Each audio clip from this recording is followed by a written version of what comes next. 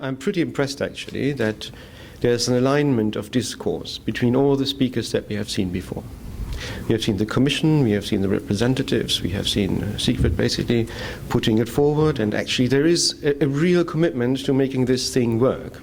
This thing, the fund, as you rightly said, which is actually not a fund, okay? That's a couple of misunderstandings and a couple of clarifications, I think, that I will try to actually walk you through. The fund is not a fund because a fund would be an established entity, capitalized, and they would then actually invest money. That is not the case. FC is actually a guarantee line within the balance sheet of EIB. And the task for FC, for the Strategic Infrastructure Fund, is to actually deliver loans and guarantees and equity products. So that is financial instruments. So that is actually what the bank is supposed to do, and that is European Investment Bank. We have the money from the Commission, we have the money from our own funds, and now we need to do something with it. And we heard about this massive expectation that was created, the 315 billion of induced investment. I mean, I could normally now go through the numbers again, and I could talk about the 52 projects, because 2 actually didn't happen. I could talk about the 80 billion of enhanced investments that we already have. But instead doing that, I will actually give you a slight insight of my personal life, okay? I'm actually heading a unit which is in charge of structured finance over 20 countries in Europe. Structured finance is something where we really go into private investments, where we go into projects that have higher risk profile, into PPPs, into project finance, and they are actually across all sectors. So they are like wind, energy, transmission, they're transport, like airports, roads, tunnels, there's gas transmission, all this type of things that can be financed, and that can be financed on an asset base. Meaning that we finance an asset, and that actually the asset is going to somehow pay back whatever the private side invested in that. Now, that has been a pretty marginal business until like 3 years ago. We have done, and you may know that, a lot of project finance in the UK area. And in the past we have done so also Portugal, Spain. But that is quite limited. France a little bit, Belgium, Holland also a little bit. Now, with Juncker, what are we asked to do? We are asked to actually increase private investments in order to overcome this famous investment gap. So what does it really mean? Where do we find these projects? Where we have private investments into infrastructure. The question about the country roads that we heard before, is that a typical Juncker project? It is not. Because if there is a public body who is actually promoting an infrastructure, they could go to capital markets, they could have a normal loan from whoever, also EIB, including EIB, because that was and still is one of our core businesses, giving money to actually eligible infrastructures. But what Juncker is supposed to do is, first of all, additionality, so we need to do something more. The additionality is defined by taking more risk than we would usually do. Do we throw overboard all our principles? As a bank, as an institution, we have a balance sheet to defend, we have a AAA rating that we need to defend, because that is actually the source for our cheap funding that we can pass on to our customers. No, we cannot. Actually, it is the opposite. We will take more risk, but we will be extremely careful defining these risks and actually evaluating this and saying, okay, we want to take that, but we want to take it with our eyes open, our both eyes open. So risk is something that is in the heart of our preoccupations right now, but we need to find projects that also have this risk. So where do you find these risks? We have a couple of windows where we want to go. The infrastructure window is most certainly quite prominent because you have a lot of projects that are actually needed in Europe for infrastructure investments. And I quite like the story about the list that Romania submitted. And I can tell you we have been involved in the establishment of the initial lists for quite a bit of countries. And I can tell you that the process was exactly the same for quasi all of them. There was money, 315 billion, fine. People saying, I need to get my hand on the cash. So how do people do that? They say, okay, the more projects I have, the better my chances are to get my hands on this cash. And then you had other countries, like AAA rated countries, German speaking, quite big, between France and Poland. And they actually say we don't need that because we have enough money.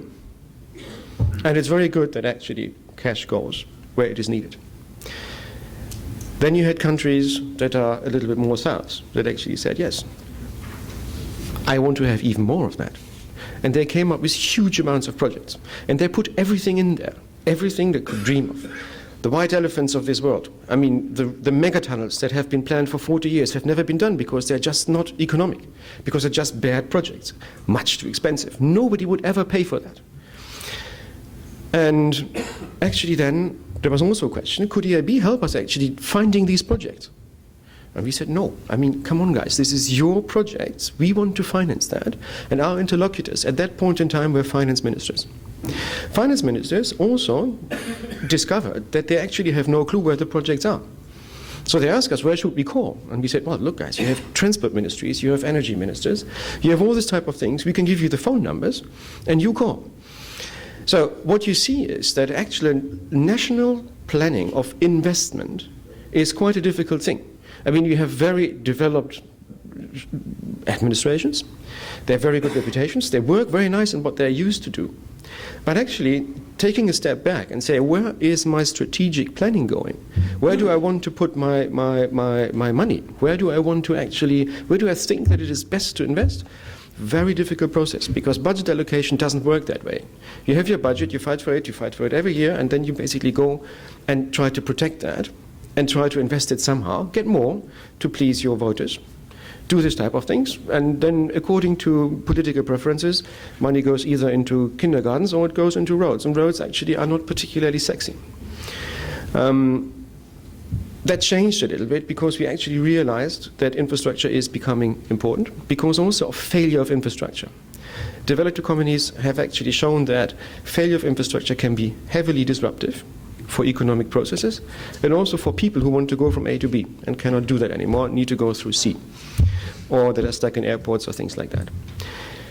So what happened is that the first step of Juncker and the first effect that this proved was that we had a whole bunch of people at very important places in our European economies that started to think about what we can do.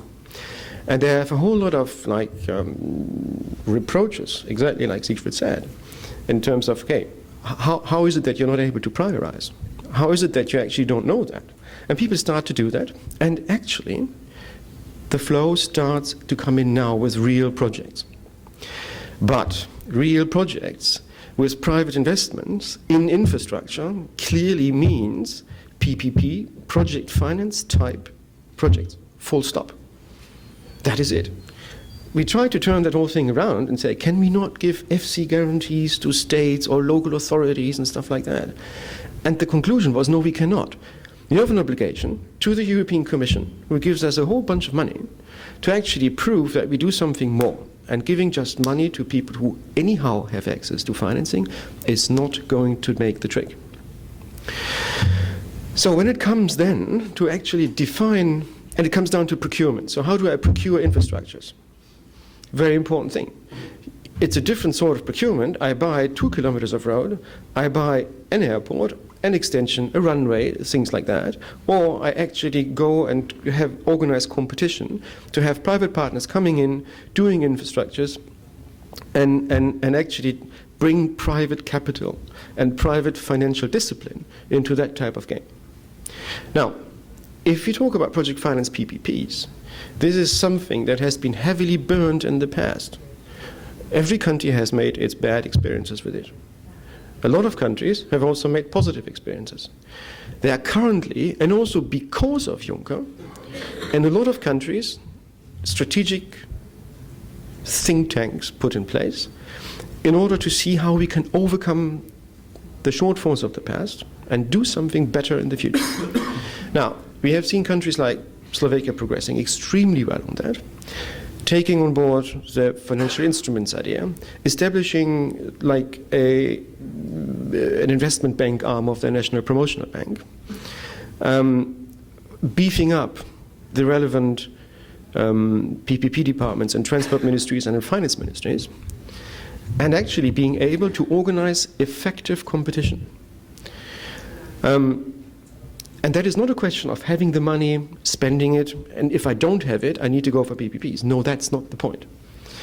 Even Germany is currently running the biggest privately financed investment programs on road, 14 billion, 11 projects over Europe.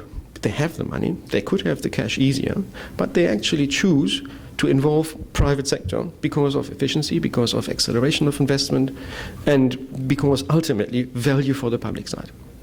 Now, that is only one aspect of what Juncker is supposed to do and where the projects are lying.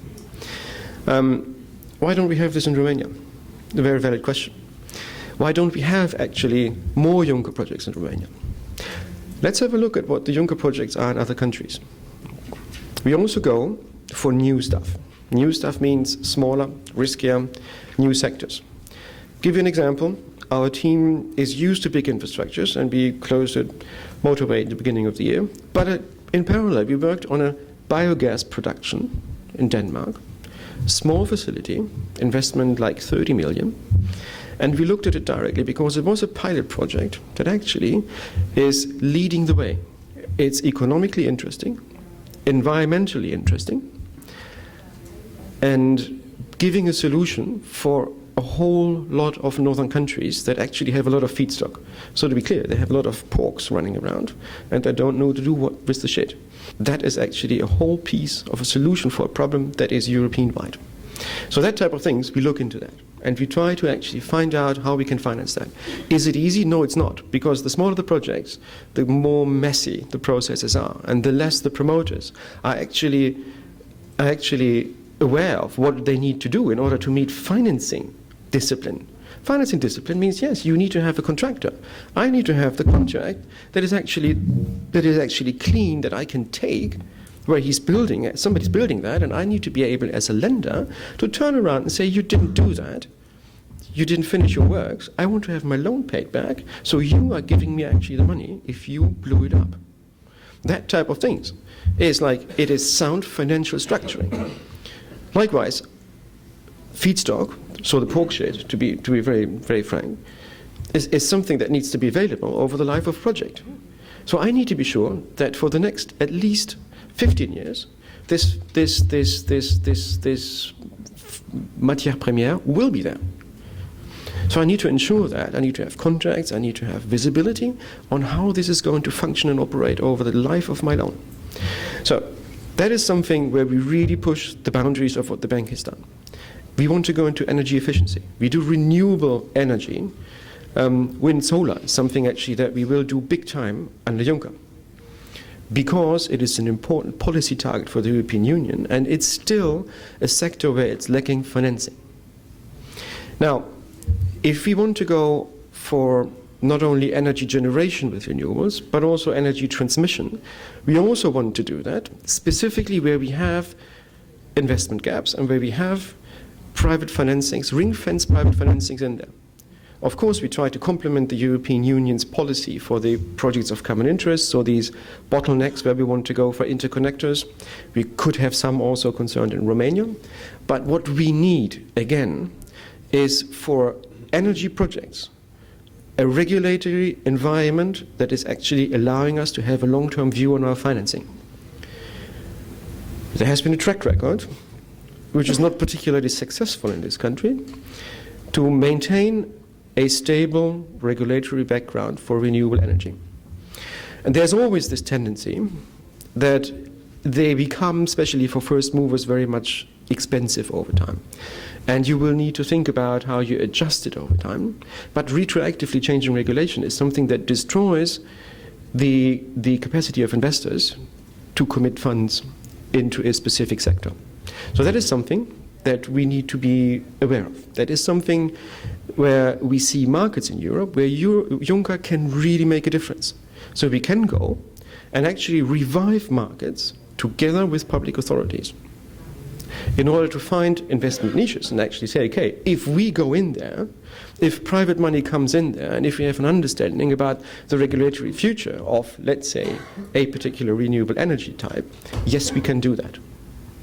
But again, we need sound projects. They may be risky, but still they need to be thought through in a very sound way. And of course, when we talk about SMEs, this is also a whole different ballgame that EIB is entering to. EIB wants to go down not only the big corporates that we have usually financed, but also the smaller corporates, mid-caps. We want to do them directly without, and that is very important, without destroying a local banking market and pushing existing banks out of what they are doing. So we need to find that, we need to find the counterparts, and we need to find the counterparts who have projects that are eligible for us. Typically, a corporate loan is for research and development purposes. But we need to find corporates that are carrying out significant research and development investments. So that is our task. That is where we are looking for.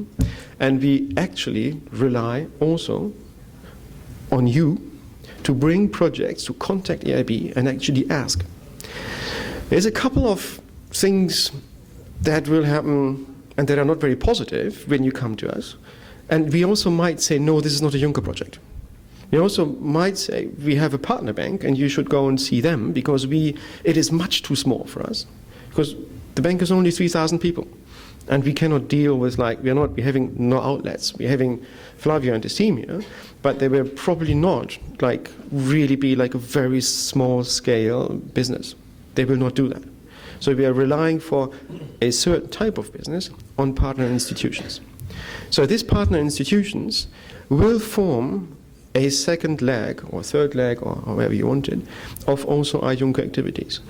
The important thing is that we will have a risk-taking capacity to help partner institutions taking more risks.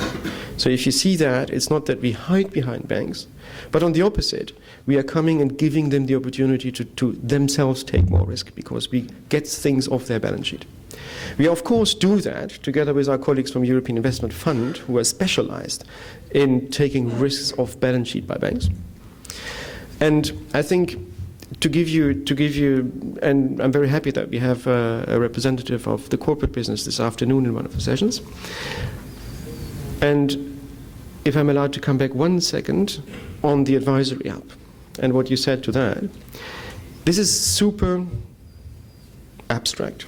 What does it mean, advisory hub? I mean, that is something, when we talked in the beginning, or when I talked in the beginning about we need to have good projects, prepared projects that are procured in a certain manner. That is not easy. That is actually something that is quite complex. And we have, on all countries that we are active in, we have the demand of public sides who could guide us through that, who could help us. And it was quite early on defined as something where EIB was instructed, could you please do that, because we have the sort of advisory capacity already in-house. We have Jaspers on trying to actually define projects. We have PPP units that actually help. We had the Jessica funds that were actually already on the spot doing also some type of advisory. And now actually we give a promise and we say, yes, we want to be available to everybody to prepare their projects and channel the demand into the Juncker Plan. We will not be able to hold this promise right now because it is huge to weld this thing together, and we have not the resources to actually accompany every single project. But structurally, the bank is an open platform where competence is present, and we try to give it to our customers as much as we can. To end my intervention here is that it may be a little bit confusing. It may be that you got the impression that it is difficult for us. And yes, it is difficult. EIB is a changing animal, and Juncker Plan pushes us into the risk-taking business and is changing our philosophy. We are changing our staff structure, we are changing our skill sets, we are completely changing our philosophy, and we are, I think, becoming much more practical, much more beneficiary to our partners and to our shareholders. That is something that we need help, and where we look to make this initiative really a common success. I'm pretty certain that in a couple of countries we will take time. I fully agree with Siegfried again that we need to have more time than just the 3 years to make real good projects come through in difficult countries. I'm also certain that this is not a one-off. If you see the direction in which EIB goes, it is clearly indicating this is here to stay. So Juncker will most probably not be called Juncker anymore in 3 years' time, but it will be there. And EIB will be there to accompany you, your projects, and these countries in hopefully a more investing future. Thank you very much. Thank you, Mr. Woitok.